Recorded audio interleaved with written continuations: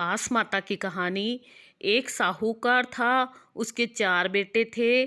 3 तो कमाऊ थे पर एक बेरोजगार था। उसकी भाभियां सारा झूठन इकट्ठा करके उसको खाने को देती। एक दिन उसकी पत्नी ने देख लिया तो अपने पति से कहा, आपको आपकी भाभियां झूठन खिलाती है। उसने चुपके से यह सब देखा और सोचा मैं बिना बताए कमाने जाऊंगा, इसलिए वह घर से निकल गया। उसने सोचा मेरी पत्नी को तो कह कर जाऊं। उसकी पत्नी आंगन में काम कर रही थी। उसने पत्नी से कहा, मैं कमाने जा रहा हूं। तो पत्नी ने कहा, मेरे पास देने को कुछ भी नहीं है। निशानी के तौर पर एक लोहे का सरिया व गोबर के हाथ पीठ पर लगा दिए। चलते चलते रास्ते में 4 लड़कियां खेल रही थी। तो बोला, भाई राम राम। तो उसने कहा, राम राम। वह तो आगे चला गया, पीछे से वह चारों लड़ने लगी। वह बोली, मेरे से राम राम किया। वह बोली, मेरे से राम राम किया। तो चारों बोली, चलो उसी से पूछें। तो भाग के उससे पूछा, तूने किससे राम राम किया? तो वह एक एक करके चारों से पूछा कि तू कौन है। एक ने कहा, मैं नींद हूँ। तो मैंने तेरे से नहीं कहा, क्योंकि नींद तो फूलों पर भी आ जाती है, कांटे पर भी। दूसरी से पूछा, तू कौन? तो उसने बोला, मैं भूख। तो बोला, तेरे से भी नहीं किया, क्योंकि भूख के मारे मैंने घर छोड़ा है। तीसरी से पूछा, तू कौन? उसने कहा, मैं प्यास। तो उसने कहा, भूख के मारे 1-2 दिन रह जाते हैं, पर प्यास के मारे 2 घंटे भी नहीं रहा जाता, सो मैंने तेरे से भी राम राम नहीं कहा। चौथी को पूछा, तू कौन? तो उसने कहा, मैं आस माता हूँ। तो उसने कहा, आस माता को प्रणाम हुए, आस माता के माता पिता को प्रणाम।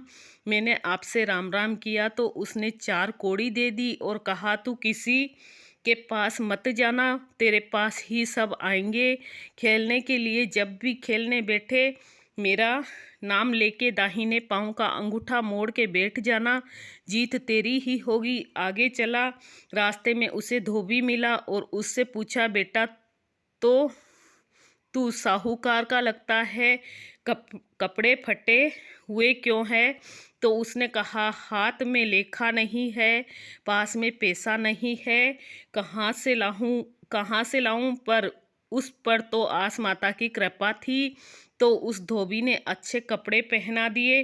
फिर आगे चला तो सामने मोची मिला और उसने भी वही सवाल किया और उसने भी वापस वही जवाब दिया। तो मोची ने बढ़िया सी मोचड़ी दे दी। राजा के नगर में जाकर सखर की पाल पर खेलने लगा। अकेला ही राजा की मानसियाँ आई पानी भरने के लिए, तो देखा और राजा से बोली, बहुत बड़ा खिलाड़ी आया है। राजा ने कहा, उसे बुलाओ। तो बुलाने भेजा। तो उसने कहा, जो खेलना चाहते वह मेरे पास ही आएगा, मैं किसी के पास नहीं जाता। राजा ने सुना तो बड़ा आश्चर्य हुआ और राजा खेलने आया। जब राजा और वह खेलने लगे तो 1-2 बाजी तो हारी, फिर आस माता का नाम लेके खेलने लगा तो राजा का लाव लश्कर, हाथी घोड़े, राजपाट, रानियां सब जीत गया। अब राजा जी जाने लगे तो साहूकार के बेटे ने कहा, मुझे तो खाली धन की चाबियां दे दो, बाकी रानी, हाथी, घोड़े सब आपको ही सोहे। उधर उसके घर में सब उसके भाग्य का ही खाते थे।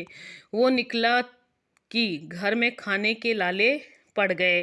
किसी ने कहा, पास ही के नगर में एक सेठ बसा है, तुम लोग जाओ और वहाँ तुम्हें काम मिल जाएगा। तो सब मिलके उस नगर में गए। वह सामने ही बैठा था। उसके तो सब ठाट बाट हो गए।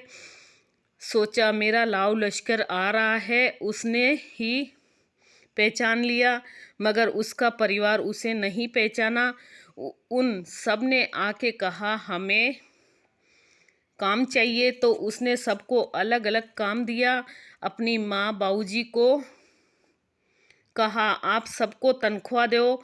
भाई भाभीियों को कहा, तुम पत्थर फोड़ो। और पत्नी को कहा, रसोई में ध्यान रखो। एक दिन सब इकट्ठी हुई तो सबने अपने अपने सपने सुनाए। तो उस छोटी बहू ने भी कहा, मैंने भी एक सपना देखा है कि मेरे लड़का हुआ है, कच्चे सूत में नौलखा हार पहना है। तो उसकी जिठानियाँ कहने लगी, जा रे मदक कमाऊ की औरत, तेरा पति तो पता नहीं कहाँ मरा है। तो उसने कहा, भाभी जी ऐसा मत बोलो, आपने सपना सुनाया तो मैंने भी कह दिया। एक दिन सेठानी का छोटे बेटे ने सेठानी से कहा कि चारों बहू से किसी को मेरे मंगर हाथ देने भोजन। तो सेठानी हाथ देने भेजना। तो सेठानी ने चारों से बोली सेठानी ने चारों से बोली तो बड़ी तीन ने तो मना कर दिया और कहा, हम तो दिन भर पत्थर फोड़ते हैं, हाथ दुखते हैं, वो ही रसोई में दिन भर अच्छा खाती है, सो उसे भेजो। सेठानी ने छोटी से कहा तो उसने कहा, सासू जी की खावा बाजरी बिकी बजावा हाजरी, सो मैं जाऊं, आप चिंता नहीं करो। हाथ धोए साफ हुए जब वह उसके पास गई तो उसको हाथ फेरते हुए रोना आ गया। तो उसने पूछा, रोई क्यों तू? तो कहा, कोई बात नहीं, मैं नहीं रोई। तो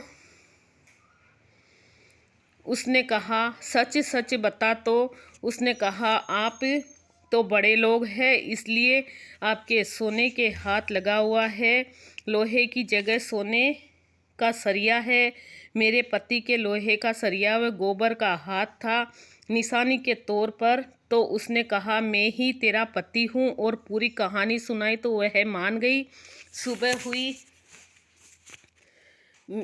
सुबह हुई ये कमा के नहीं खाने देगी, मगर उसके पति ने सारी बात बता दी। और 9 महीने बाद छोटी बहू के लड़का हुआ। अब नावन पूज रही थी तो छोटी बहू कहे कि कच्चा सूत से नौलखा हार होवे तो ही नावन पूजूं। तो उसके पति ने वैसा ही किया। नावन पूजते समय उसके लड़के ने हार तोड़ दिया।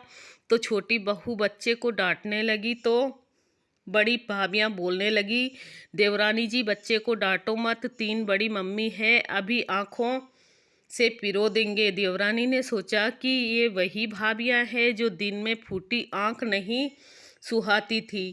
अब साहूकार का बेटा अपने माँ बाबूजी से बोला, चलो अपने नगर ही में रहेंगे। सब सामान भर भर कर सबको साथ में लेके चलने लगे, पर अपनी पत्नी को कहा, तू पैदल चलना, रास्ते में एक खुले बालों में एक औरत मिलेगी, सो तू उसके पाँव पकड़ लेना, छोड़ना मत। उससे कहा ठीक है। उसने कहा ठीक है। उसके पति ने एक बोतल में तो सादा पानी ले लिया और एक बोतल में बच्चे के नहाए हुए पानी को ले लिया।